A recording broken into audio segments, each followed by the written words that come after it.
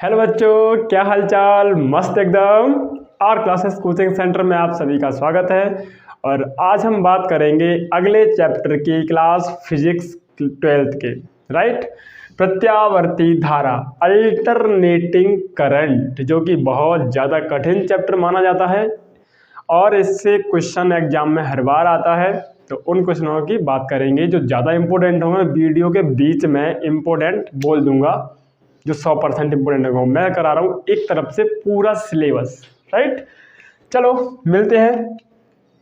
तो सब चैप्टर क्या है कि अध्याय 7 है प्रत्यावर्ती धारा, अल्टरनेट करंट।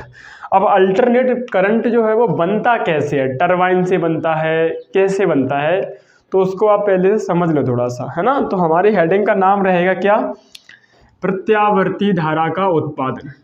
प्रत्यावर्ती धारा का उत्पादन। अब ये कैसे होता है, तो इसे देखें। माना एक समान चुंबकीय क्षेत्र B है। क्या है, एक समान चुंबकीय क्षेत्र B है। मैग्नेटिक फील्ड लाइन है, यहाँ पर N होगा, यहाँ S होगा, तो बीच में खाली जगह होगी, इसमें चुंबकीय क्षेत्र होगा, ठीक है। उसमें किसी परिनालिका को, किसी वृत्ताकार कुंडली को, जिसमें कॉपर के वायर लपेट करके कुंडली बनाई जाती है, ये बात हो चुकी है पहले। इसे रोटेट कराया जाता है। मान लिया परिनालिका है, इसका एकांक पृष्ठ का क्षेत्रफल A है। इसमें N फेरे लगाए गए हैं। कितने फेरे, N, क्लियर। हाँ, और ये एक समान चुंबकीय क्षेत्र में इसे किसी सर्किट के द्वारा घुमाया जाता है। जैसे मान लो इस पर लगी हुई है फ्री मोशन में घूमने के लिए, और एक मैग्नेटिक फील्ड इस तरह से है और उसमें ये घुमाई जा रही है, तब इसमें से चुंबकीय फ्लक्स में परिवर्तन होता है। देखेंगे कैसे। एक समान चुंबकीय क्षेत्र B है जिसमें किसी परिनालिका को थीटा कोण से घुमाया जाता है या रोटेट कराया जाता है, तो उसके चुंबकीय फ्लक्स में परिवर्तन होने लगता है, ठीक है ना। जैसे मानो जो घुमाए जाने वाला कोणीय वेग ओमेगा है और ये थीटा कोण बनाते हुए घूमेगी, हर बार थीटा चेंज होगा। T समय लगता है, 1 सेकंड, 2 सेकंड, 3 सेकंड, जस्ट वो सेकंड के ऊपर, है ना। तो क्या होगा, यहाँ से गणना करें इसकी, हिंदी लिख लेंगे इसकी। हिंदी कैसे लिखेंगे, हिंदी लिखने के लिए क्या करेंगे, एक समान चुंबकीय क्षेत्र में किसी परिनालिका को रखा गया है, थीटा कोण बनाते हुए ओमेगा वेग से T समय तक घुमाया जाता है, तो इसके चुंबकीय फ्लक्स के मान में परिवर्तन होता है। इतनी हिंदी लिख लेंगे और गणना करेंगे। तो कोणीय वेग ओमेगा, यानी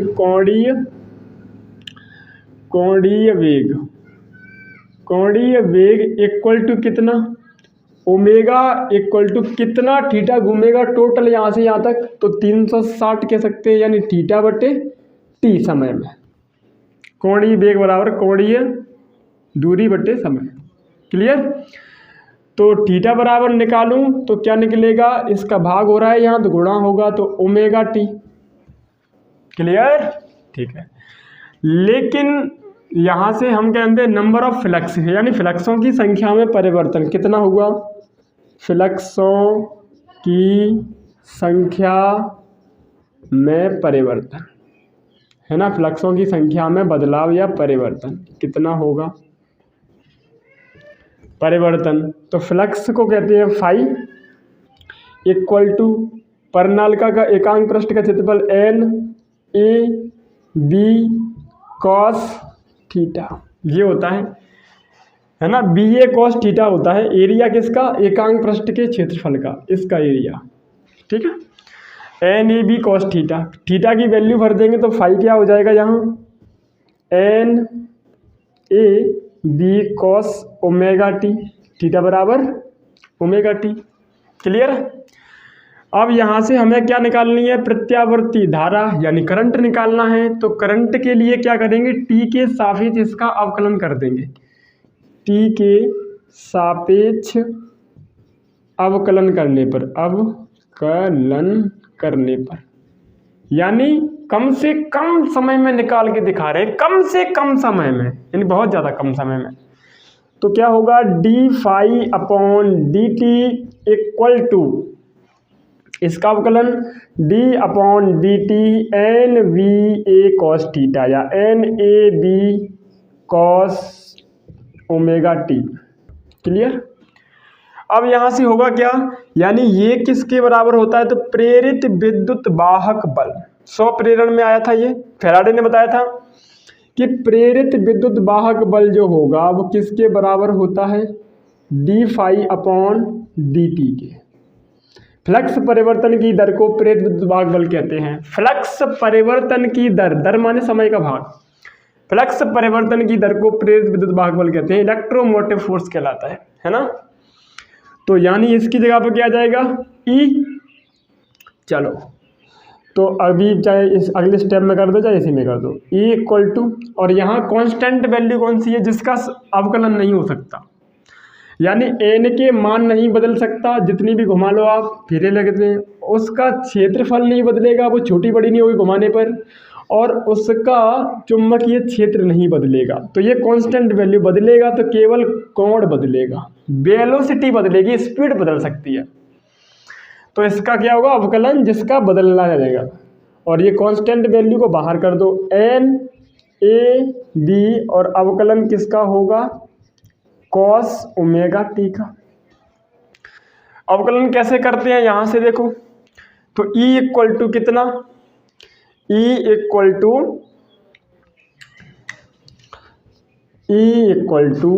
NAV, इसका अवकलन होगा, अवकलन करते टाइम जिसका गुणांक है थीटा के सापेक्ष में उसका गुणा होगा, समाकलन करते टाइम भाग लगता है, तो ये क्या हो जाएगा, ओमेगा, और माइनस कॉस थीटा का समाकलन अवकलन होता है minus sine theta, sign omega T, यानी थीटा की जगह पे क्या है, ओमेगा टी पूरा।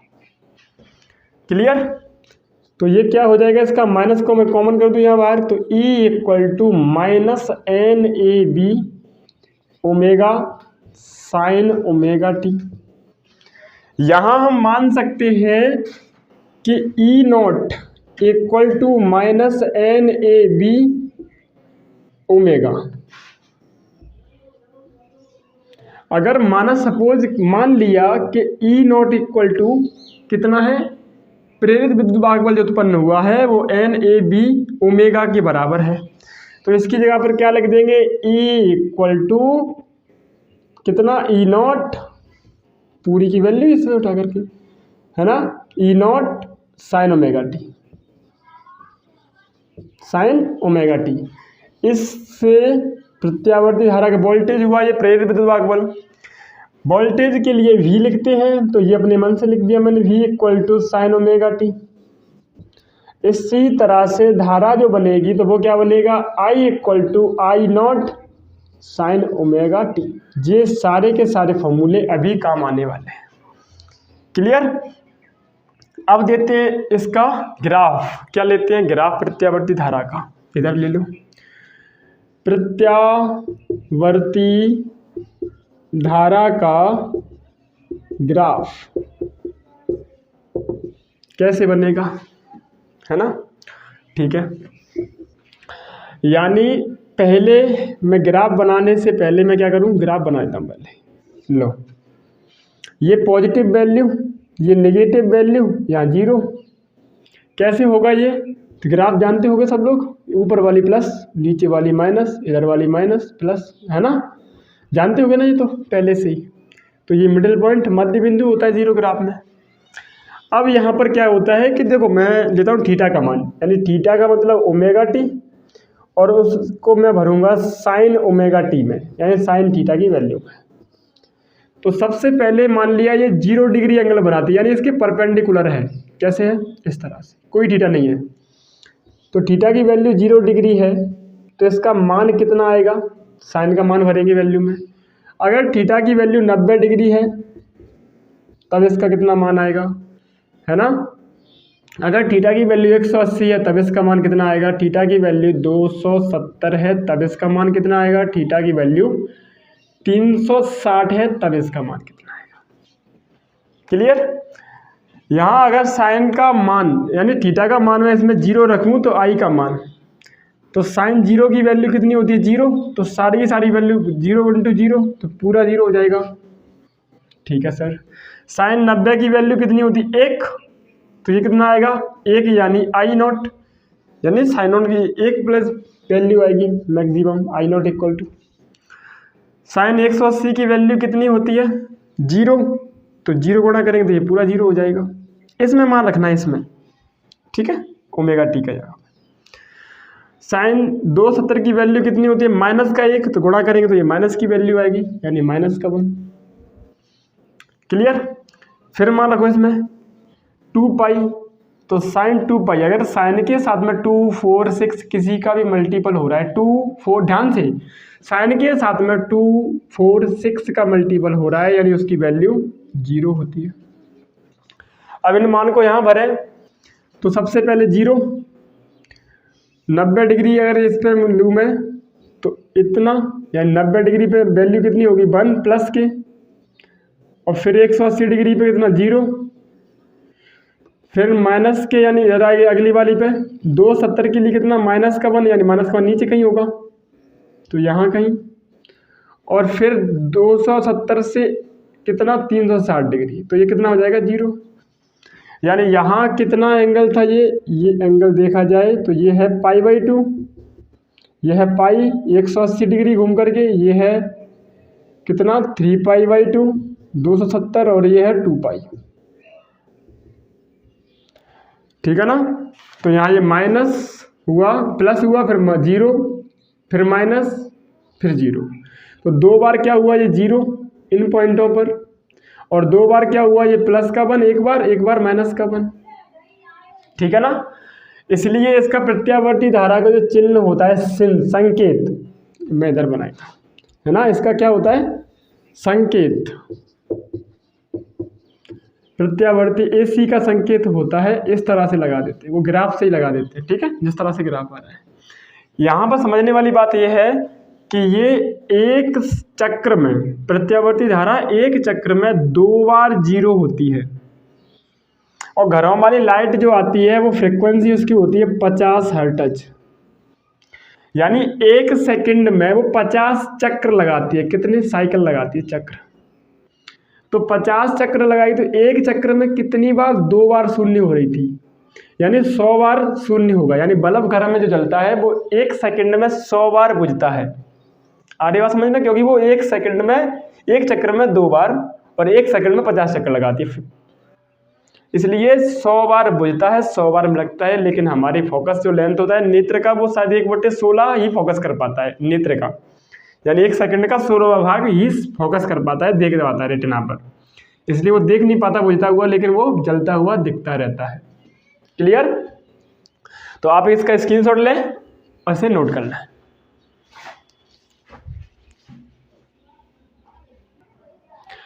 अब लेते हैं अगला क्वेश्चन आंसर। प्रत्यावर्ती धारा का औसत मान आएगा नहीं ये, लेकिन समझना जरूरी है। ठीक है ना, इंपोर्टेंट होगा, मैं बता दूंगा, क्वेश्चन आंसर होगा बीच बीच में वीडियो के, बोल दूंगा, 100% लिख भी दूंगा उस पर। राइट, देखो तो प्रत्यावर्ती धारा का फॉर्मूला क्या होता है, I=I0 sin omega T, just अभी निकाला था, है ना। इसकी अगर पीछे वाली वीडियो नहीं देखोगे तो आगे वाली वीडियो में समझ में कम आएगा। लेकिन प्रत्यावर्ती धारा के एक पूर्ण चक्र में, किसमें, आधा चक्र और ये आधा, यानी एक पूर्ण चक्र में, प्रत्यावर्ती धारा के एक पूर्ण चक्र में क्या पूर्ण चक्र में, कि ओमेगा की वैल्यू कितनी होगी, यहाँ से 90, 80, 180 डिग्री और 180 ये वाले, यानी 180 और 180 कितना हो जाएगा, ओमेगा टी, यानी थीटा बराबर कितना हो जाएगा, तो 2 पाई। एक पूर्ण चक्र के लिए कितना आया था, 2 पाई, जस्ट अभी आया था यहाँ। तो 2 पाई की वैल्यू भरेंगे तो I=, किसकी वैल्यू है, ये एवरेज वैल्यू निकाल रहे हैं। क्या निकाल रहे हैं, एवरेज वैल्यू, I का एवरेज I0 साइन 2 पाई, ओमेगा की जगह पर क्या, 2 पाई। मैंने कहा साइन के साथ में 2 पाई, 4 पाई, 6 पाई मल्टीपल होता है तो क्या वैल्यू, जीरो, क्या जीरो, ध्यान रखना इसका। तो आई एवरेज वैल्यू कितना, आई नॉट इंटू जीरो। तो प्रत्यावर्ती धारा का एवरेज वैल्यू क्या निकल के आई, जीरो। यानी 2 पाई का मान भरा तो 0 0। तो प्रत्यावर्ती धारा का औसत मान कितना होता है, 0। वैसे भी आप देखें यहाँ प्लस का 1, इस जगह पर माइनस का 1, तो दोनों को जोड़ा जाए तो प्लस का 1 और माइनस का 1 जोड़ना है, योग करना है दोनों का, बट्टे में 2, तो क्या आएगा 0 बट्टे 2 बराबर 0। क्लियर है ना। स्क्रीनशॉट ले इसका। फिर आते हैं इसके अगले वाले मेथड पर। ये तो हो गया शॉर्ट मेथड इसका। एक दूसरा मेथड है जिससे ऑप्शन लगा सकते हैं, अगर ऑप्शन में क्वेश्चन आता है तो ओटी में, एमसीक्यू में। पहले स्क्रीनशॉट ले इसका। विधि नंबर सेकंड, यानी सेकंड विधि, दूसरी वाली विधि से इसे हल करें। कौन सी वाली विधि, सेकंड मेथड विधि। क्लियर। देखना कैसे, क्या निकालना है, आई का एवरेज है ना। तो क्या करेंगे, आई की जो वैल्यू है उसका समाकलन करें, टी समय से भाग दें। यानी मीन एवरेज निकालने के लिए टी टाइम तक चलती है वो लाइट, परिवर्तित होती है, तो टी समय तक भाग देंगे। इसका निकाल देते हैं समाकलन। क्लियर, देखते जाइए। और समाकलन का से 0 से लेकर के टी समय तक, कहाँ से कहाँ तक लिमिट, 0 से लेकर के टी समय तक। कैसे सर, जब लाइट बंद थी तो 0, ऑन हुई और इस एवरेज वैल्यू निकालें तो टी समय तक, 4 second, 10 second, 20 second, average value T समय तक। एंगल की बात करें, 90 डिग्री तक निकालें, 80 डिग्री तक घूमता है तब कितना है ना, तो वो मान बन सकते हैं इसके यहाँ पे 0 से टी समय तक। तो आई इक्वल टू आई की वैल्यू भर दो, कितना होता है, अभी तो बताया मैंने, आई इक्वल टू होता है I not sine omega T. ठीक है, तो आई की वैल्यू भरो यहाँ से, समाकलन 0 से T I not sine omega T into D T बटे में टी। कांस्टेंट वैल्यू बाहर कर दो, आई नॉट का मान चेंज नहीं होता, ये फिक्स होता है और टी नहीं बदलेगा, है ना। केवल और केवल एंगल रोटेट होगा। तो आई नॉट अपॉन टी बाहर कर दिया मैंने, समाकलन किसका होगा, 0 से T sign omega T into D T. इसका समाकलन करना है। अवकलन करना होता है यहाँ से तो इसका गुणा होता है आगे। समाकलन करना होता है तो जिसके सापेक्ष कर रहे हैं टी के सापेक्ष, उसके गुणांक का भाग देंगे। क्लियर, समाकलन में भाग देंगे उसी गुणांक का जिसके सापेक्ष कर रहे हैं, टी के सापेक्ष हो रहा है, और अवकलन में गुणा करेंगे। डी अपॉन डी एक्स होगा तो D upon D T, D upon D x, तो उसे गुणा करेंगे। तो कितना निकलेगा, आई नॉट टी, इसका समाकलन होगा माइनस के कॉस ओमेगा टी, और समाकलन कर रहे हैं तो ओमेगा का भाग देंगे उसकी गुणांक का, और लिमिट लगा दो 0 से टी तक।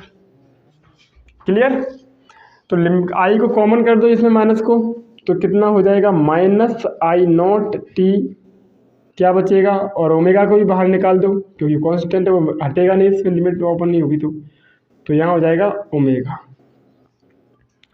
क्लियर, तो यहाँ क्या बचेगा, माइनस का कॉस ओमेगा टी, और लिमिट रह जाएगी कितनी, 0 से टी तक। क्लियर, ओपन करो इसे ओपन करेंगे तो ये हो जाएगा तुम्हारा आई नॉट ओमेगा टी, है ना। माइनस तो मैंने कॉमन लेके निकाल दी ना, ये माइनस नहीं होगी, तो कितना हो जाएगा, कॉस ओमेगा का मतलब, हाँ ओमेगा यानी कोणीय वेग होता है थीटा बटे टी, थीटा की वैल्यू कितनी आती है, 2 पाई बटे टी, यानी पूरा रोटेट एंगल करें तो ओमेगा 2 पाई बटे टी। तो ओमेगा की जगह पर क्या जाएगा, पहले लिमिट खोल दो बाद में कर लेना, omega T upper limit minus lower limit cos 0, कितना मान, अगली बार में कॉस 0। ठीक है, अब लिमिट खोल लो यहाँ पर, तो माइनस के I naught omega T cos omega की वैल्यू 2 पाई बटे T into T, minus cos 0 की वैल्यू 1, कॉस 0 का मान 1, और यहाँ से ये कट कैंसिल, तो क्या हो जाएगा माइनस के आई नॉट ओमेगा टी और कॉस 2 पाई, अगर साइन होता तो 0 होता, कॉस के साथ सम का मल्टीपल होगा तो ये कितना होगा 1, तो 1 माइनस 1 इक्वल टू क्या हो जाएगा ये माइनस के आई नॉट ओमेगा टी 0, यानी पी की एवरेज वैल्यू सॉरी आई की एवरेज वैल्यू क्या निकल के आई 0। इससे फ़ायदा क्या हुआ करने से, यानी अगर यहाँ पर 90 डिग्री पूछेगा तो 0 से 90 में लिमिट लगा दूंगा, अगर यहाँ कितने भी एंगल 270 के लिए पूछेगा, यानी इस ग्राफ में वो कहीं भी कितने भी डिग्री में पूछ ले उतने डिग्री 0 से लेकर के उतने डिग्री मान भर देना। यहाँ 90 पूछेगा तो पाई 90 लगा दूंगा, है ना 90, यानी यहाँ पर 90 डिग्री आ जाएगा। और 180 डिग्री पूछेगा तो 180 डिग्री रख दूंगा, यानी पाई रख दूंगा यहाँ, तो 0 से पाई यानी 180 डिग्री आ जाएगा यहाँ। क्लियर। तो इससे क्या होगा कि कितने भी एंगल पर वो एवरेज वैल्यू पूछेगा आई का उतने एंगल पर निकाल सकते, उससे नहीं निकाल सकते, वो पूरा था, है ना। यानी इसकी जगह पर क्या मान भरा था 2 पाई, तो 2 पाई मतलब 0, तो ये पूरा 0 हो गया था। स्क्रीनशॉट लो इसका पहले, है ना, ले लिया। अब लेते हैं next question answer, that is very very important इस साल के लिए, राइट। क्या, प्रत्यावर्ती धारा का वर्ग माध्य मूल मान, प्रत्यावर्ती धारा का वर्ग माध्य मूल मान। थोड़ा सा हिंदी के लिए टाइम नहीं था वीडियो में तो मैंने पहले ही लिख लिया। प्रत्यावर्ती धारा की केवल ऊष्मीय प्रभाव प्रदर्शित करती है, क्योंकि ऊष्मीय प्रभाव धारा के वर्ग यानी आई स्क्वायर पर डिपेंड करता है, निर्भर करता है ना। तब हम लिखेंगे कि शक्ति इसकी P इक्वल टू कितना हो जाएगा I square R, P equal to कितना हो जाएगा I square R. Average value को देखें, हमें क्या निकालनी है एवरेज, तो आई का एवरेज आई स्क्वायर का एवरेज प्लस इंटू आर। यहाँ लिखेंगे क्या कि वर्ग माध्य मूलमान किसे कहते हैं, है ना। क्या लिखेंगे वर्ग माध्य मूलमान किसे कहते हैं। एक पूर्ण चक्र के लिए, एक पूर्ण चक्र के लिए, है ना, एक पूर्ण चक्र के लिए आई स्क्वायर के वर्ग, आई स्क्वायर के, है ना, आई स्क्वायर के माध्य बोले सॉरी आई स्क्वायर के माध्य एवरेज, एक पूर्ण चक्र के लिए आई स्क्वायर के माध्य के वर्गमूल को, माध्य के वर्गमूल को प्रत्यावर्ती धारा का, प्रत्यावर्ती धारा का वर्ग माध्य मूल मान कहते हैं। क्लियर। एक पूर्ण चक्र के लिए आई स्क्वायर का एवरेज, आई स्क्वायर का माध्य के वर्गमूल, उसका वर्गमूल लें को प्रत्यावर्ती धारा का वर्ग माध्य मूल मान कहते हैं। यानी कैसे लिखेंगे इसे, तो यहां देखें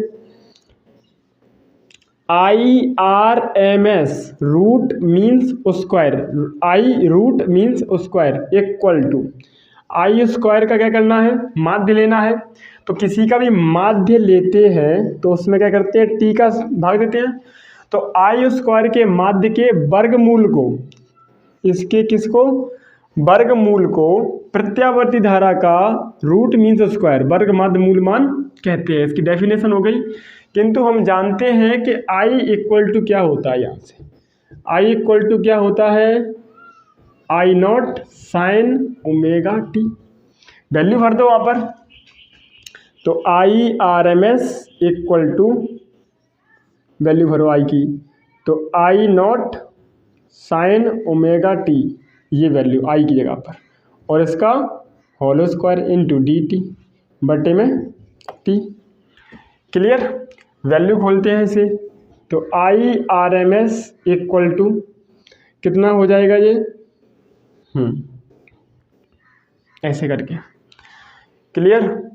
यहाँ से इस तरह से, और एक और मिनट, इसका क्या देखो, ये तो होगी किसके लिए average value, root means square हो गया, यानी कम से कम dt मतलब कम से कम टाइम के लिए।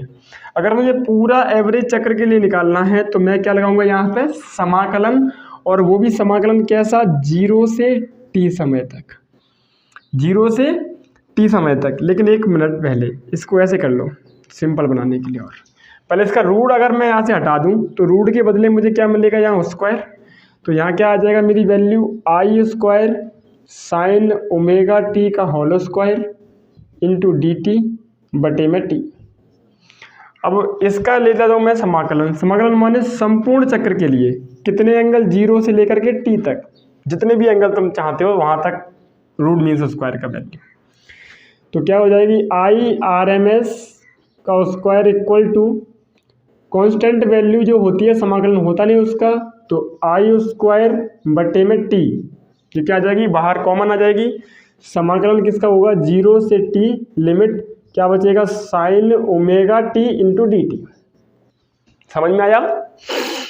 क्या कर दिया समाकलन में कांस्टेंट वैल्यू बाहर निकाल दी, एंगल का समाकलन होगा वो रख दिया और उसमें भी क्या होगा स्क्वायर होगा, आई स्क्वायर होगा साइन स्क्वायर ओमेगा टी होगा। यहाँ क्या होगा ये square. Clear? Sign square theta का समाकलन होता नहीं है तो क्या करेंगे यहाँ से, यहाँ लिख देंगे बगल में कहीं क्या कि sir sine square theta equal to होता है 1 माइनस कॉस 2 थीटा बट्टे 2। क्लियर? इसको वैल्यू भर दो यहाँ से, हम जानते हैं चूंकि, है ना। तो I square R M S root means square I not का स्क्वायर बट्टे में टी, है ना, बट्टे में टी। इसका समाकलन 0 से टी इस लिमिट के लिए 1 माइनस कॉस 2 थीटा की जगह पर क्या पढ़ना है ओमेगा टी, भर देना नहीं कुछ और कर दो यहाँ बट्टे में टी। क्लियर? इसका समाकलन होगा इनटू में डी टी, यानी साइन स्क्वायर थीटा की जगह पर इतने की जगह पर क्या आ जाएगा ये पूरा वैल्यू 1 माइनस कॉस 2 थीटा बटे 2। ये तो जानते होगे ना कि इसका समाकलन नहीं होता, गणित वाले स्टूडेंट नहीं जानते हो, बायोलॉजी वाले नहीं जानते होंगे तो उसके लिए बता दिया ये नहीं होगा। ठीक है, इसका समाकलन करेंगे कैसे निकालेंगे, यहाँ निकाल लेता हूँ मैं इधर मार्कर। ठीक है, I square R M S equal to कितना आई नॉट का स्क्वायर बटे में टी। समाकलन जब इसका करेंगे तो ये समाकलन होगा कॉस का होता है समाकलन साइन थीटा, ठीक है, और एक का होगा टी के सापेक्ष कर रहे हैं तो टी, यानी ये होगा टी और इसका होगा साइन 2 ओमेगा टी और बट्टे में जिसके सापेक्ष करते हैं उसके गुणांक का क्या करते हैं डिवाइड करते हैं। और यहाँ पर ये कांस्टेंट वैल्यू ऐसे बाहर कर दो तो ये हो जाएगा 2।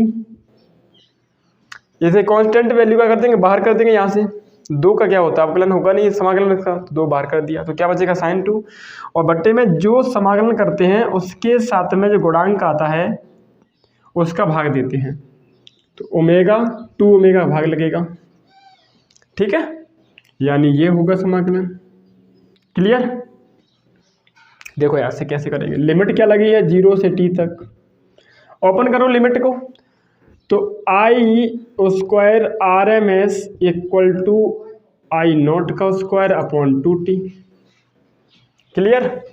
लिमिट ओपन करेंगे तो एक बार t से मल्टीपल करेंगे एक बार 0 से मल्टीपल करेंगे, पहले अपर लिमिट फिर माइनस लोअर लिमिट, पहले अपर लिमिट फिर माइनस पूरे में लोअर लिमिट। तो अपर लिमिट लगाएंगे तो क्या हो जाएगा ये, इसको करेंगे तो यहाँ t माइनस इसकी जगह पर क्या आ जाएगी ये वाली t, यानी साइन 2 ओमेगा टी और बट्टे में 2 ओमेगा और 0 से मल्टीपल करेंगे यहाँ माइनस का 0, इससे भी 0 करेंगे ये भी 0 ये भी 0, यानी सारे के सारे 0। साइन 0 की वैल्यू 0 होगी, यानी यहाँ 0 को मल्टीपल करेंगे 0, सारा वैल्यू 0 हो जाएगी। चाहो तो 2 स्टेप में और कर लो कि सर माइनस इससे 0 और प्लस एक और 0, यानी एक बार इसका 0 एक बार इसका 0। Upper limit minus lower limit, upper limit ऊपर वाली लिमिट माइनस करके लोअर लिमिट 0 फिर इसका गुणा करें 0। अब यहाँ पर ओमेगा बराबर हमने क्या देखा था थीटा बट्टे टी, थीटा कितना था 360 बट्टे टी, तो यानी ये भर देंगे ओमेगा जगह पर। करो आई आर एम एस का square equal to I not का स्क्वायर अपॉन 2t बटे में यानी टी माइनस के साइन 2 ओमेगा की जगह पर 2 पाई बट्टे में टी इंटू टी बटे में 2 ओमेगा, ये तो 0 हो ही गया वो तो पूरा का पूरा वैल्यू, ठीक है। तो यहाँ से टी ये कैंसिल आउट हो जाएगी। I square R M S equal to I not का स्क्वायर अपॉन 2t बटे में क्या, बटे में यानी ये बचेगा t माइनस के साइन 4 पाई बटे में 2 ओमेगा। हम आपको बता चुके हैं कि साइन के साथ में 4, 2, 6 सम का गुणांक होगा तो 0, कॉस के साथ में होगा तो 1, तो इसकी वैल्यू कितनी आ जाएगी 0, तो ये पूरा 0 हो जाएगा। यानी I square R M S equal to I not का square upon 2t into T, और वो क्या हो गया माइनस का 0, टी से टी कैंसिल आउट हो जाएगी। चलो इधर आ जाओ अगले स्टेप में, क्या बचेगा आई स्क्वायर आर एम एस, है ना, यहाँ से आई स्क्वायर बटे में क्या बचा यहाँ से 2, इस स्क्वायर को हटाएंगे तो क्या लग जाएगा अंडर रूट, तो अंडर रूट से यानी स्क्वायर से हट जाएगा, तो I R M S equal to I nought, यहाँ आई नॉट तो आ रहा है, ये आई नॉट बटे में √2 ये होती है।